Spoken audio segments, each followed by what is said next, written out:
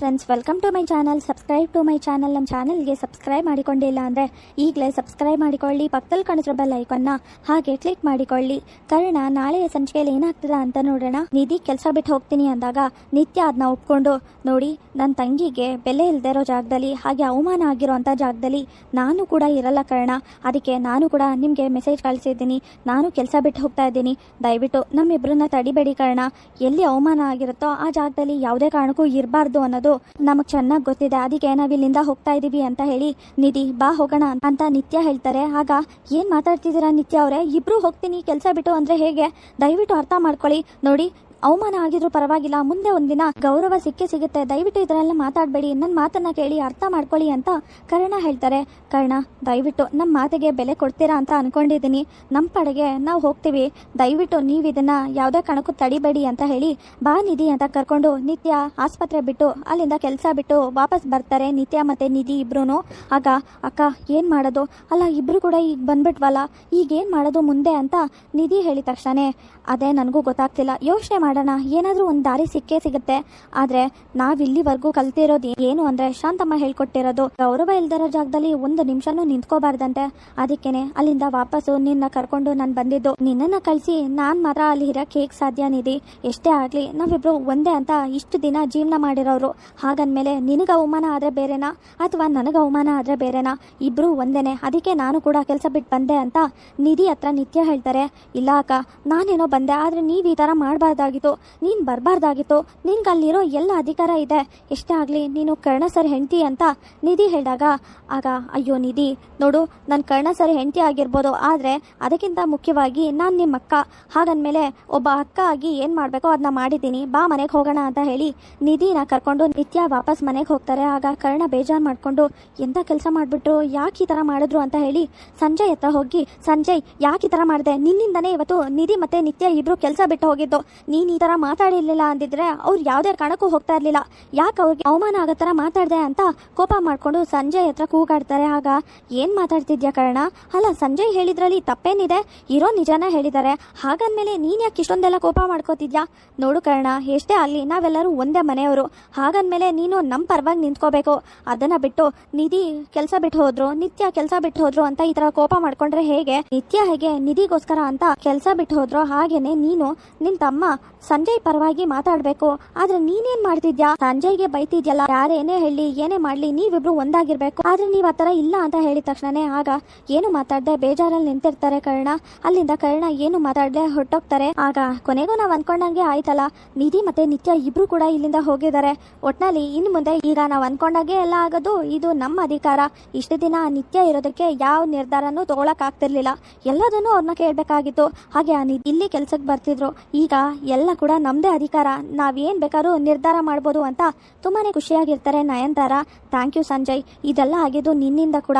ನೀನೇನಾದ್ರೂ ಅಷ್ಟೆಲ್ಲ ಮಾತಾಡಿಲ್ಲ ಅಂದಿದ್ರೆ ಖಂಡಿತವಾಗ್ಲೂ ನಿಧಿ ಹೋಗ್ತಾ ಇರ್ಲಿಲ್ಲ, ಹಾಗೆ ನಿತ್ಯನೂ ಹೋಗ್ತಿರ್ಲಿಲ್ಲ ಅಂತ ಹೇಳಿದಾಗ ಪರವಾಗಿಲ್ಲ ಆತೆ, ನಾವು ಅನ್ಕೊಂಡಾಗೆ ಎಲ್ಲ ಆಗ್ತಿದೆ. ನಾವು 3 ಜನ ಜೊತೆಗೆ ಇರಬೇಕು, ಒಟ್ಟಿಗೆ ಇದ್ರೆ ಮಾತ್ರನೇ ಇವ್ರು 3 ಜನನ ದೂರ ಮಾಡಕ್ ಸಾಧ್ಯ ಅಂತ ಹಾಗೆ ಸಂಜಯ್ ನಯನತಾರ ಹತ್ರ ಹೇಳ್ತಾರೆ. ಮನೆಗೆ ಹೋಗಿದ ತಕ್ಷಣನೇ ಏನ್ ಮಾಡೋದು, ಮುಂದೆ ಏನಾದ್ರು ಜೀವನ ಮಾಡ್ಲೇಬೇಕಲ್ವಾ ಅಂತ ಹೇಳಿದಾಗ ನಿಧಿ, ನೀನ್ ಯಾಕೆ ಕ್ಲಿನಿಕ್ ಶುರು ಮಾಡಬಾರ್ದು ಅಂತ ಹೇಳಿದಾಗ ಏನ್ ಹೇಳ್ತಿದ್ಯಾಕ? ನಾನಾ? ಅಲ್ಲ ಇದೆಲ್ಲ ಹೇಗ್ ಸಾಧ್ಯ?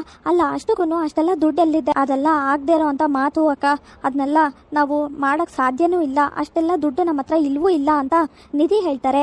ನಿಧಿ, ಆಗಲ್ಲ ಅಂದ್ರೆ ಯಾವ ಕೆಲಸನೂ ಆಗಲ್ಲ, ನೋಡೋಣ ಏನಾದ್ರೂ ಮಾಡಿ ಯೋಚನೆ ಮಾಡೋಣ ಅಂತ ಹೇಳಿ ನನ್ನ ಹತ್ರ ಸ್ವಲ್ಪ ದುಡ್ಡಿದೆ, ಹಾಗೇನೆ ನೀನು ಕೂಡ ಅದು ಇದು ಅಂತ ಸೇವ್ ಮಾಡಿದ್ಯಾ ದುಡ್ಡನ್ನ, ಹಾಗಂದ್ಮೇಲೆ ಇಬ್ರು ದುಡ್ಡು ತಗೊಳ್ಳೋಣ, ಹಾಗೆ ಬ್ಯಾಂಕಲ್ಲಿ ಕೂಡ ನನ್ನ ಪರಿಚಯ ಇದ್ದಾರೆ, ಆದಷ್ಟು ಬೇಗ ಏನಾದ್ರು ಲೋನ್ ಆಗುತ್ತಾ ಅಂತ ವಿಚಾರಿಸೋಣ ಅಂತ ಹೇಳಿದಾಗ ಆಗ ಸರಿ ಅಕ್ಕ ಆಯ್ತು, ಹಾಗಾದ್ರೆ ಹೇಗಾದ್ರೂ ಮಾಡಿ ನಾವು ಕ್ಲಿನಿಕ್ ಶುರು ಮಾಡೋಣ, ಈ ವಿಷಯದ ಬಗ್ಗೆ ಕರ್ಣ ಸರ್ ಹತ್ರ ಒಂದ್ಸಲಿ ಮಾತಾಡೋಣ ಅಂತ ನಿಧಿ ಹೇಳ್ತಾರೆ.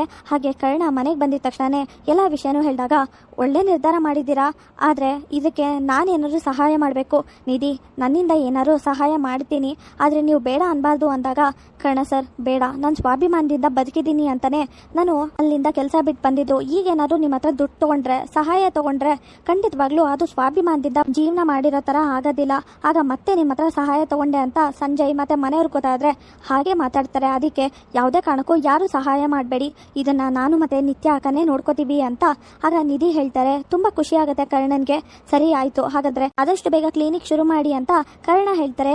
ನಿಧಿ ಮತ್ತೆ ನಿತ್ಯ ಇಬ್ರು ಹೋಗಿ ಕ್ಲಿನಿಕ್ನ ನೋಡ್ಕೊಂಡು ಬರ್ತಾರೆ. ಆಗ ಸರಿ ಆಯ್ತು, ಹಾಗಾದ್ರೆ ನಾಳೆನೆ ಪೂಜೆ ಮಾಡಿ ಕ್ಲಿನಿಕ್ನ ಶುರು ಮಾಡು ನಿಧಿ.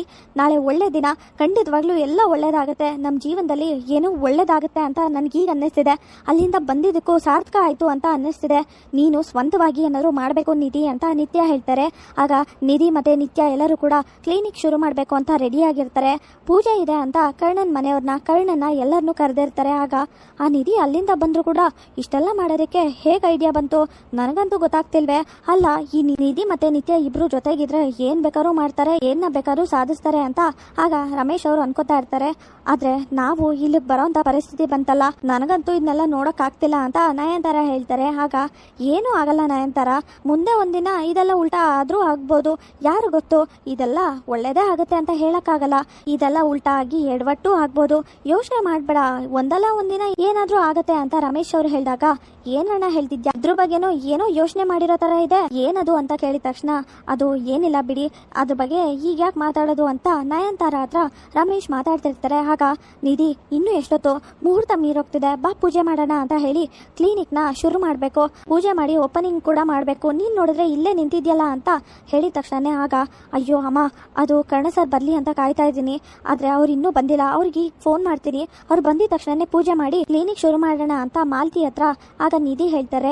ನಿಧಿ ಏನ್ ಮಾಡ್ತಿದ್ಯಾ ನೀನು, ಇನ್ನು ಯಾಕೆ ಸುಮ್ಮನೆ ನಿಂತಿದ್ಯಲ್ಲ, ಪುರೋಹಿತರು ಎಲ್ಲರೂ ಕಾಯ್ತಿದ್ದಾರೆ, ಬಾ ಪೂಜೆ ಮಾಡೋಣ ಅಂತ ನಿತ್ಯ ಹೇಳಿದಾಗ ಅದು ನಿತ್ಯ ಅಕ್ಕ, ಅದೇನಂದ್ರೆ ಕರ್ಣ ಸರ್ ಇನ್ನೂ ಬಂದಿಲ್ವಲ್ಲ, ಅದಕ್ಕೆ ಅವ್ರಿಗೆ ಫೋನ್ ಮಾಡ್ತಾ ಇದ್ದೀನಿ, ಆದ್ರೆ ಅವರು ಫೋನ್ ತೆಗಿತಾನೆ ಇಲ್ಲ, ಕರ್ಣ ಸರ್ ಇಲ್ಲದೆ ಹೇಗೆ ಪೂಜೆ ಮಾಡೋದು, ಹಾಗೆ ಕ್ಲಿನಿಕ್ ಹೇಗೆ ಶುರು ಮಾಡೋದು, ಅದಕ್ಕೆ ಅವ್ರು ಬರ್ಲಿ ಅಂತ ಕಾಯ್ತಾ ಇದ್ದೀನಿ ಅಂತ ಹೇಳಿದಾಗ ನಿಧಿ ಹೇಳಿದ ತಕ್ಷಣ ಅನ್ಕೊಂಡಾಗೆ ಯಾವುದು ನಡೆಯಲ್ಲ, ಅನ್ಕೊಂಡಾಗೆ ಯಾವುದು ಆಗೋದೂ ಇಲ್ಲ ಅಂತ ರಮೇಶ್ ಅವ್ರು ಅನ್ಕೊಂಡು ನಗ್ತಾ ಇರ್ತಾರೆ. ಆಗ ಕರ್ಣ ಬಂದಿಲ್ಲ ಅಂದ್ರೆ ಪೂಜೆ ಮಾಡಕ್ ಏನು, ಅಲ್ಲ ಕರ್ಣ ಬಂದಿಲ್ಲ ಅಂತ ನಿತ್ಯನೇ ಆರಾಮಾಗಿದ್ದಾರೆ, ನೀನ್ ಯಾಕೆ ಇಷ್ಟೊಂದೆಲ್ಲ ಯೋಚನೆ ಮಾಡ್ತಿದ್ಯಾ ನಿಧಿ, ಮೊದಲು ಹೋಗಿ ಪೂಜೆ ಶುರು ಮಾಡು, ನಿನ್ ಜೀವನದಲ್ಲಿ ಈಗ ಕರ್ಣನ್ಗಿಂತ ಕ್ಲಿನಿಕ್ ಮುಖ್ಯ ಅನ್ನೋದನ್ನ ಮರಿಬೇಡ ನಿಧಿ ಅಂತ ರಮೇಶ್ ಅವ್ರು ಹೇಳ್ತಾರೆ. ಆಗ ನಿತ್ಯ ಹೇಳ್ತಾರೆ, ಹೌದು ನಿಧಿ ಪೂಜೆ ಶುರು ಮಾಡು ಅಂದಿದ ತಕ್ಷಣನೇ ಇಲ್ಲ ಅಕ್ಕ, ನನ್ಗೆ ಯಾಕೋ ಕರ್ಣ ಸರ್ ಬರ್ಲಿ ಅಂತ ಅನಿಸ್ತಿದೆ, ಅವ್ರಿಗೋಸ್ಕರ ಇನ್ನೊಂದು ಸ್ವಲ್ಪ ಹೊತ್ತು ಕಾದ್ರೆ ಏನೂ ಆಗಲ್ಲ, ಅವ್ರು ಬರ್ಲಿ ಆಮೇಲೆ ಪೂಜೆ ಮಾಡೋಣ ಅಂತ ಹೇಳ್ತಾರೆ.